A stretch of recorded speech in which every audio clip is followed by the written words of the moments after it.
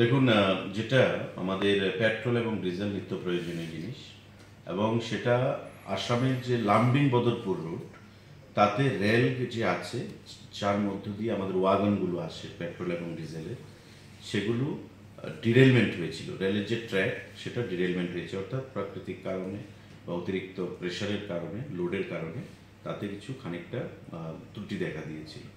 এবং এতে করে ত্রিপুরা রাজ্যে পেট্রোল এবং ডিজেলের উপর, বিশেষ করে পেট্রোলের উপর আমরা রেশনিং ব্যবস্থা চালু করেছি।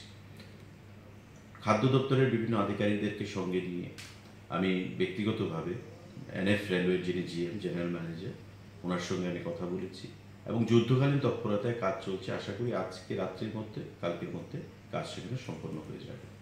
তারপরেও আমাদের আজকে ওয়াগন দুটো তেল, মানে পেট্রোল এবং ডিজেল নিয়ে রাজ্যে এসছে। এটাও আমি আমাদের সামাজিক মাধ্যমে প্রদান করেছি যে এই যে ওয়াগন দুটো এসছে, তাতে করে আমাদের 8 থেকে 10 দিনের তেল সেখানে চলবে সারা রাজ্যে। এবং এনএফ রেলওয়ে জিএমের যে বক্তব্য, যে আগামীকালকে রাত্রির মধ্যে এই যে সারাইয়ের যে কাজ চলছে এই বদরপুর এবং লামডিং যে রোডে, সেটা সারাই হবে। এবং আমাদের আশা কাল রাতের মধ্যে যে বর্তমান ওয়াগন আমাদের এসে পৌঁছেছে ত্রিপুরা রাজ্যে ধর্মনগর ডিপোতে, সেটা সারা রাজ্যে কাল রাতের মধ্যে আমরা পৌঁছে দিতে পারবো পেট্রোল পাম্পগুলোতে। তো স্বাভাবিকভাবেই এখনও রেশনিং ব্যবস্থা চলছে। আমি জনগণকেও ধন্যবাদ জানাবো, তারা আমাদের ডাকে সাড়া দিয়ে খুব পজিটিভ মেন্টালিটি নিয়ে আমাদেরকে সহযোগিতা করেছেন, সরকারকে সহযোগিতা করেছেন, কারণ এটা সরকারের হাতে নেই। লামডিং বদরপুর রেডে আপনারা আগেও দেখেছেন, এবং প্রতি বর্ষার সময় জিনিসটা হয়, ইরোশন হয়, ল্যান্ডস্লাইড হয়, তাতে করে একটা অসুবিধা দেখা দিতে হয় পেট্রোল এবং ডিজেল সরবরাহের ক্ষেত্রে। কিন্তু এবার যেটা হয়েছে, রেল লাইনের মধ্যে ফাটল দেখা দিয়েছে এবং সেটা সারাই করতে কিছু সময় লেগেছে। তো আশা করি আগামীকাল রাতের মধ্যে সমস্ত জায়গায় পেট্রোল ডিজেল পৌঁছে যাবে এবং পুনরায় আমাদের যে সরবরাহ পেট্রোল এবং ডিজেলের সমস্ত ক্ষেত্রে পাম্পগুলোতে, সেগুলো আমরা পুনরায় চালু করতে পারি। শেখেরপুরের মজুদ ভান্ডারের আপডেট কি আছে বা কবে নাগাদ সম্পন্ন হতে পারে? এখানে দেখুন দুটোভাবে কাজ চলছে। একটা হচ্ছে আইওসিএল, ইন্ডিয়ান অয়েল কর্পোরেশন, আর একটা হচ্ছে রেলওয়ে। আইওসিএল এর কাজ মোটামুটি 70-80% হয়ে গেছে। আগামী বছর খানেকের মধ্যে আমরা আশা করছি যে এটা যে মজুদ ভান্ডারটা সেটা সম্পূর্ণ হয়ে যাবে।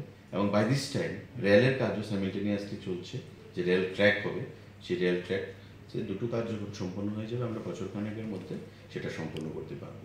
এবং এই কাজ যখন সম্পূর্ণ হবে, আপনার তখন যেটা আমাদের আলোচনার মাধ্যমে এসছে, প্রায় 3 মাসের মজুদ আমরা এই ডিপোতে রাখতে পারবো।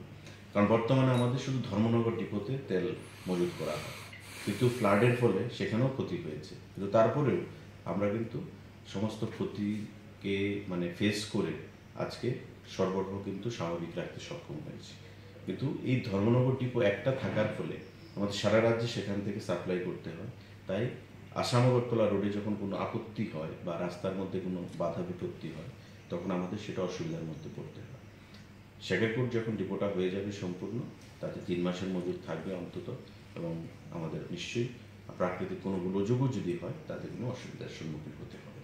তো বর্তমানে কি রেশনিং ব্যবস্থা থাকছে, না উঠানোর কোনো সিদ্ধান্ত রয়েছে? আজকে রয়েছে, আগামীকাল দুপুর বা বিকেল অবধি থাকবে। রাত পর্যন্ত সারা রাজ্যে আমাদের পেট্রোল পাম্পগুলোতে যতক্ষণ পেট্রোল পৌঁছচ্ছে না, ততক্ষণ রেশনিং ব্যবস্থা থাকবে। রাত পর্যন্ত আশা করি আগামীকালকে সারা রাজ্যে পেট্রোল চলে যাবে, ডিজেল চলে যাবে, তারপর থেকে রেশনিং ব্যবস্থা বিক্রয় করা। Thank you. ধন্যবাদ।